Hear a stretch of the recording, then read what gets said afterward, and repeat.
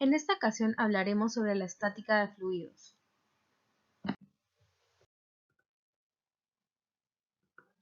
La estática de fluidos es la parte de la mecánica que estudia el equilibrio estático de los gases y líquidos. Aquí hablaremos de las leyes físicas más generales que describen un fluido que se halla en estado de reposo y se considera como una sustancia ideal.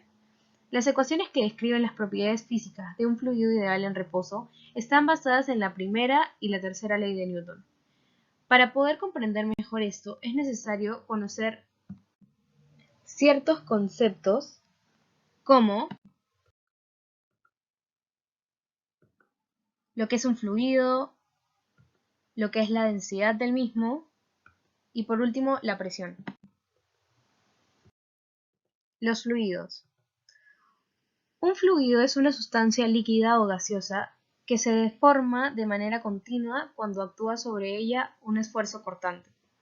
Por fluido ideal se entiende que es incompresible, es decir, que su volumen cambia de manera insignificante o muy poco cuando está sometida a fuerzas externas, y no viscoso, esto es, que la fuerza de fricción entre las partículas o moléculas de líquido es insignificante o prácticamente nula. La densidad es la cantidad de masa por unidad de volumen que tiene una sustancia. Su unidad en el sistema internacional es el kilogramo sobre metro cúbico. Tiene como fórmula la siguiente: masa sobre volumen.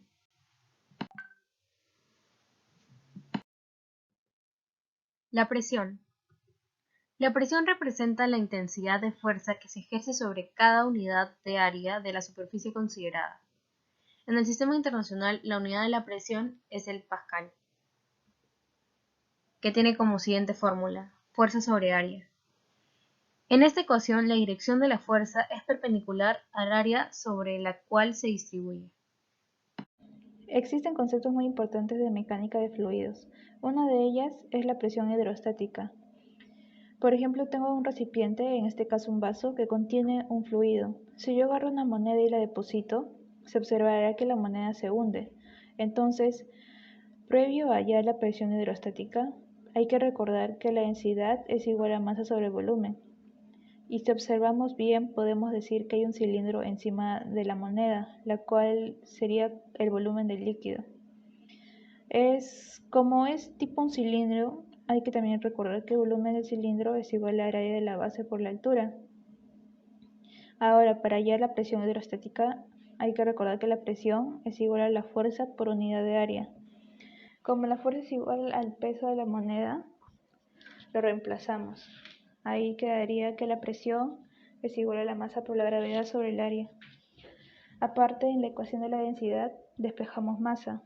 Quedaría densidad por volumen igual a masa. Entonces ahí tenemos un volumen y lo reemplazamos con el volumen del cilindro. Ahí quedaría que la masa es igual a la densidad por el área de la base por la altura. Eso lo reemplazamos en la ecuación de la presión y quedaría presión es igual a densidad por el área de la base por la altura por gravedad por el área, todo sobre el área de la base.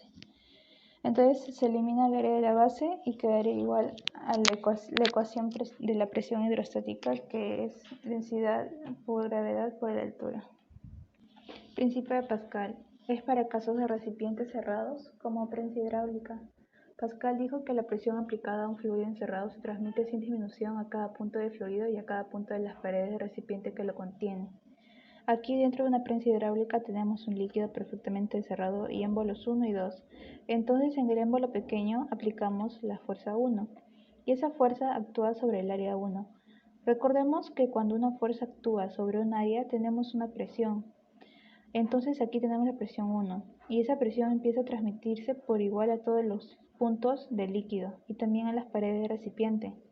Si esta presión actúa en todas las paredes de nuestro recipiente, entonces también tendremos su acción en la zona 2, porque el líquido tiene una propiedad, que es no ser comprimible.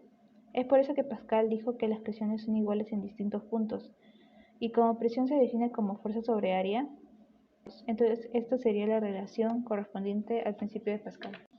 Principio de Arquímedes. Arquímedes dijo que cuando un cuerpo está sumergido en un fluido, este ejerce sobre un cuerpo una fuerza hacia arriba igual al peso del fluido desalojado por él. Consideremos una esfera dentro de un recipiente. Sobre esta actuarán fuerzas, pero al llegar la esfera a un equilibrio con el resto del fluido, se dirá que la resultante de fuerzas va a ser igual a cero. En el eje X van a resultar cero, pero en el eje Y va a ser la diferencia entre la fuerza I menos el peso de la esfera.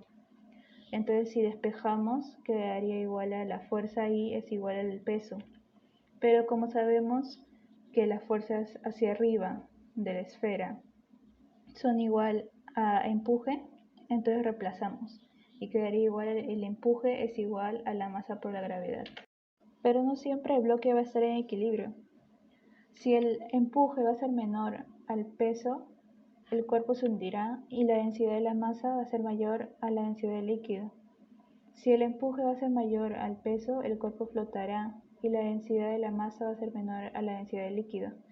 Y si el empuje va a ser igual al peso, el cuerpo quedará inmerso sin hundirse y la densidad de la masa va a ser menor a la densidad del líquido.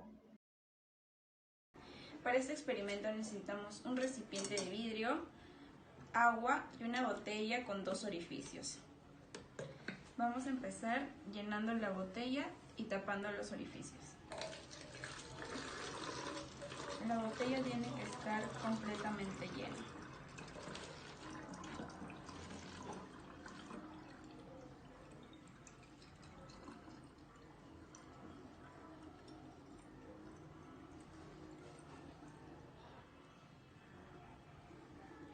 Y la tapamos.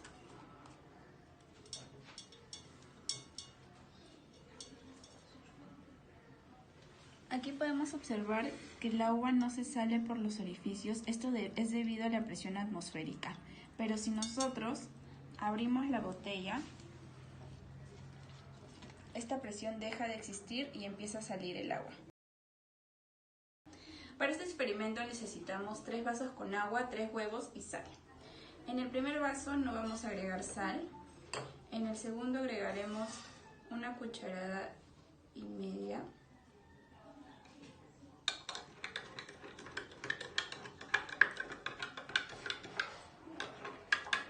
Y en el tercero agregaremos 3 cucharadas. El empuje de un cuerpo depende de 3 factores, que son el volumen del cuerpo, la densidad del fluido y la gravedad. Para este experimento lo único que estamos alterando es la densidad del fluido al momento de agregarle la sal.